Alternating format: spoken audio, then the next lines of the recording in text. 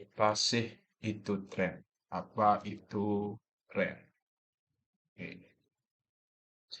Tren adalah rangkaian jejak harga dalam bentuk grafik dengan kecenderungan untuk mengarah ke atas, uptrend, atau ke bawah. Oke, itu yang pertama. Kemudian ada yang menyatakan bahwa tren itu suatu fenomena yang populer dalam jangka waktu tertentu. Tren menulis novel, tren gaya mutakhir. Kemudian ada juga yang kalau kita artikan ke dalam bahasa Indonesia, tren itu artinya lah kecenderungan jurusan arah gejala jalan. Kemudian jika kita cermati ke dalam saham berarti jadi dapat kita simpulkan itu tren itu artinya adalah pola gerakan dalam jangka waktu tertentu yang terjadi di pasar. Dalam hal ini kalau kita akan bahas tentang saham berarti kita akan mengamati, menganalisis tentang pergerakan harga saham di pasar modal. Oke, kita langsung saja.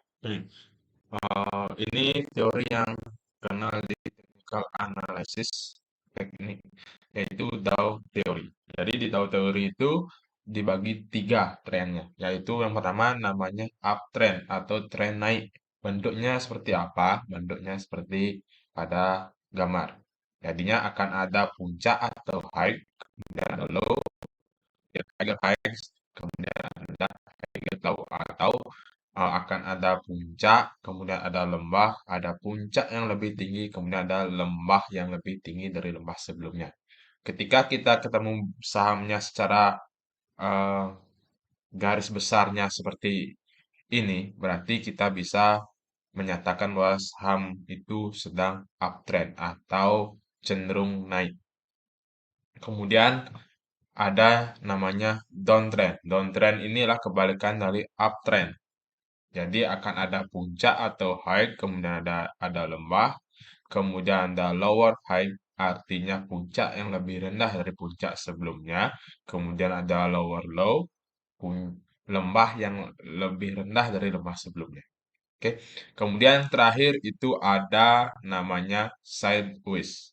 Sideways itu gimana? Ketika ada puncak, kemudian ada lembah, kemudian ada puncak lagi yang sama dengan puncak sebelumnya. Berarti kalau kita ketemu saham seperti itu, artinya saham itu sedang mengalami sideways. Nah, karena kita konteksnya adalah trading saham, berarti ketika kita ingin trading itu akan lebih baik, lebih bijak kita mencari saham-saham yang sedang uptrend. Kenapa nggak sideways? Kenapa nggak downtrend?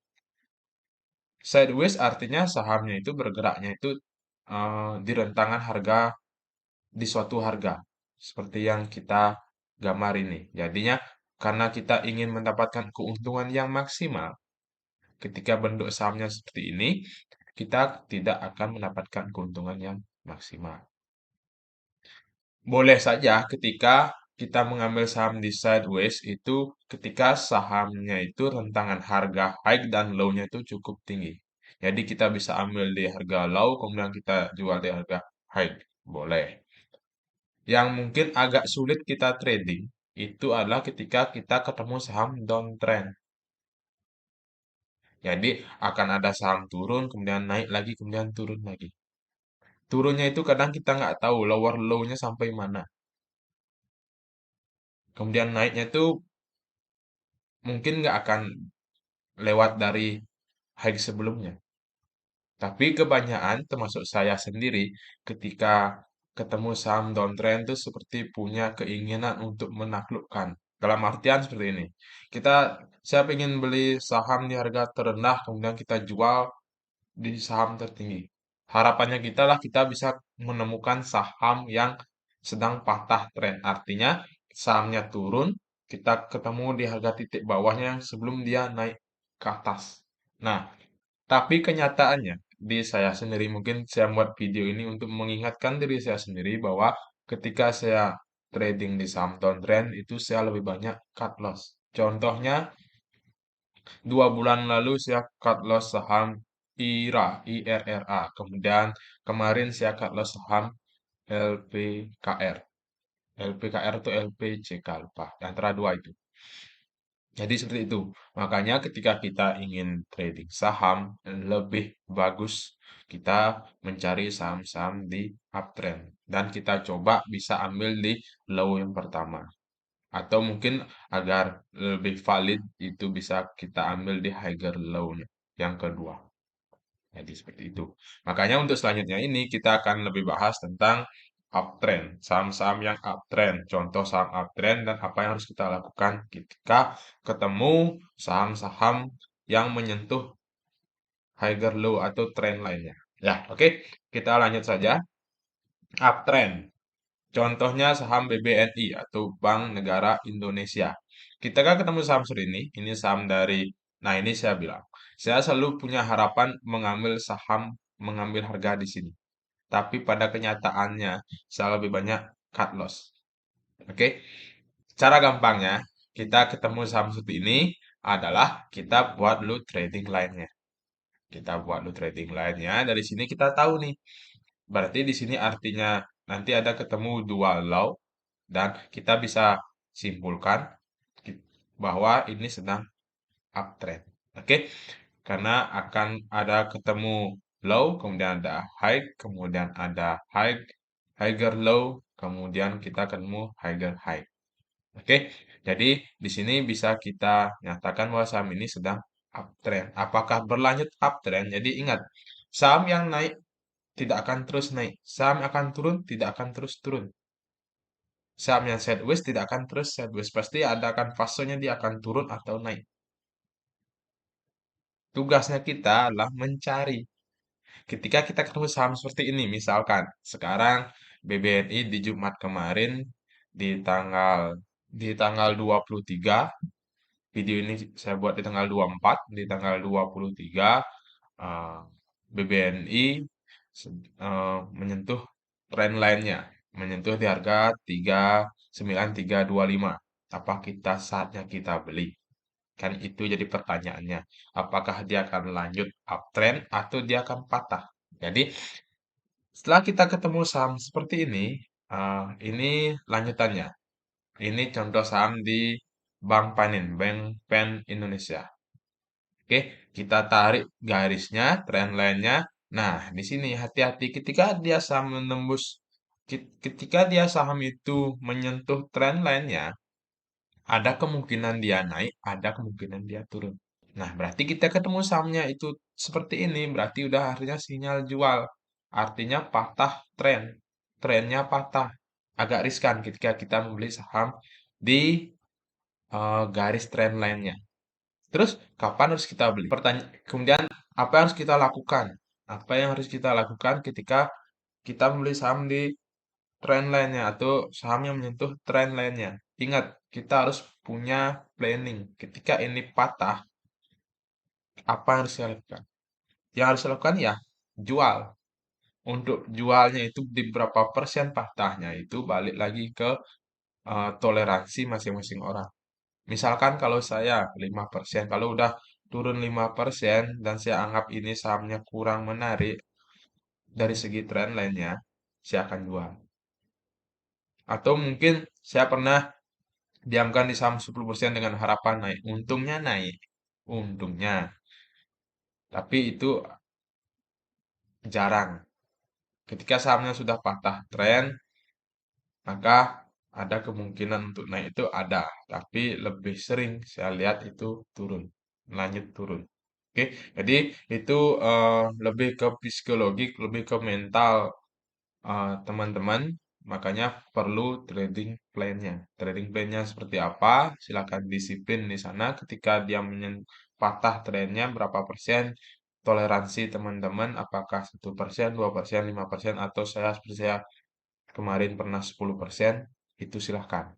Itu balik lagi ke teman-teman. Yang penting ketika kita beli saham, kita sudah punya exit plan. Jika analisis kita salah, kita harus ngapain?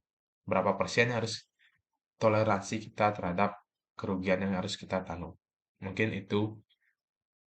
Nah, kadang juga kita bisa ketemu sahamnya patah, saham B Mandiri, tapi ternyata naik lagi. Contoh seperti ini. Ini namanya false break. Makanya itulah pentingnya toleransi kita dalam ketika kita membeli saham di area trendline. Ketika dia patah, apakah kalian teman-teman mau tetap keep atau jual, itu balik lagi ke teman-teman. Makanya penting kalau udah 5%, ya udah kita akui kita salah dan mungkin kita harus jual. Nah, itu. Nah, untuk lebih meyakinkan kita apakah ini trennya naik atau trennya turun, itu kita bisa lihat dari secondary trennya. Nah, contoh seperti ini. Nanti teman-teman bisa cek dari rentangan di garis kuning ini, tren keduanya ini, kita cek dari segi akumulasi dan distribusinya. Apakah di garis kuning atau mungkin di sini boleh silakan. Apakah sedang akumulasi atau sedang distribusi? Akumulasinya apakah akumulasi besar? Distribusinya apakah distribusi kecil atau besar? Itu yang akan lebih menentukan ketika terjadi distribusi besar biasanya akan melanjut patah tren.